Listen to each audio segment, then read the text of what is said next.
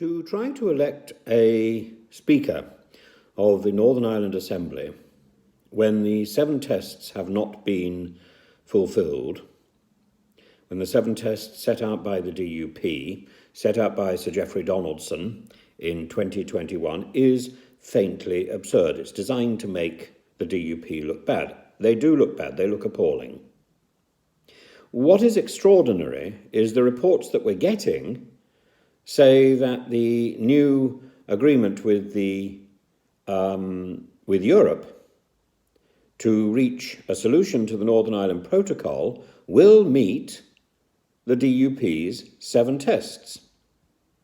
So the question I have to ask is, why on earth was the drama of trying to elect a Speaker without actually clarifying what the terms of meeting these 7 tests are? Why on earth that drama took place today? Why not sort out the 7 tests? Why not put that on the table?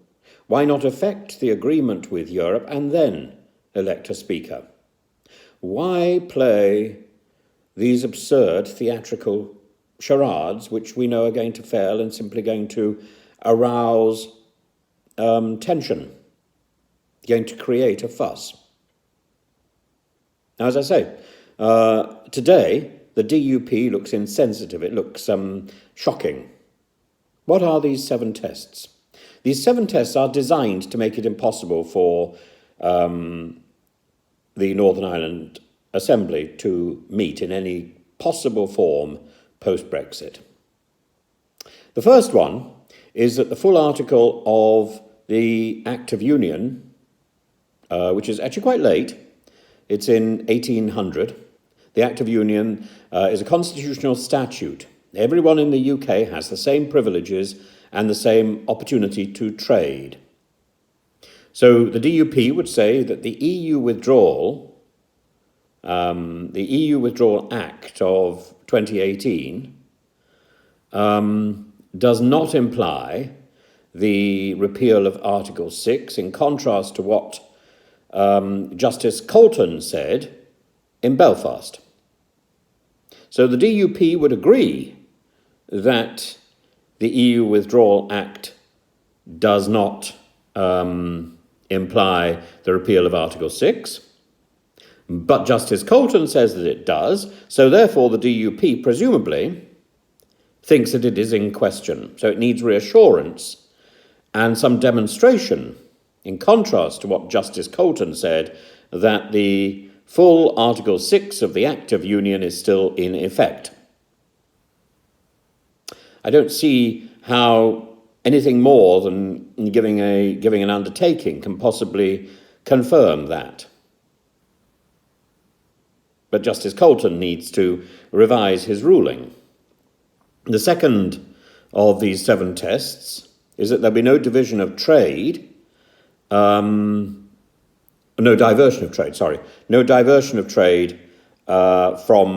Northern Ireland from the UK. Now, Article 16 of the protocol agrees to that, but Northern Ireland has been told that it must purchase quite a lot of articles from Europe rather than from the UK. Now, I would say surely that is an advantage. Northern Ireland is the only place in the UK that can trade freely with the European Union. A positive, surely. Number 3, there should be no Irish sea border. Well, of course, that is the ruse at the moment that allows for the Northern Ireland Protocol. That needs to be reviewed and, if necessary, scrapped. Number 4, Article 3 of Protocol 1 of the European Court of Human Rights, and it says that there are free elections by secret ballot. Now, I don't understand this particular one. Apparently this is at risk because of the European Union single market law. As I say, I just don't understand this. The 5th of the 7 tests is that no checks on goods imported or exported from or to the UK should take place.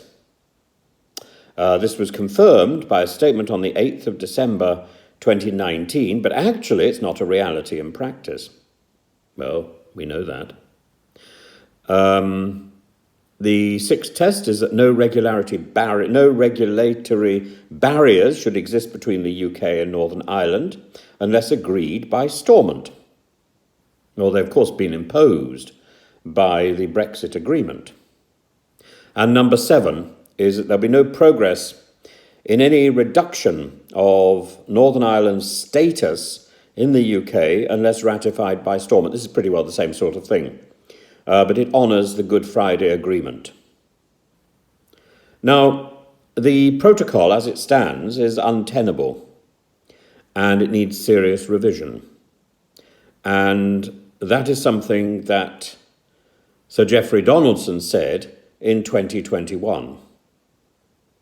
But as we've discovered today, that serious revision has already taken place. This is something that was presided over by Chris Heaton-Harris. So why on earth would we scupper the whole thing, create bad blood by trying to elect a speaker without all the facts on the table? I do not understand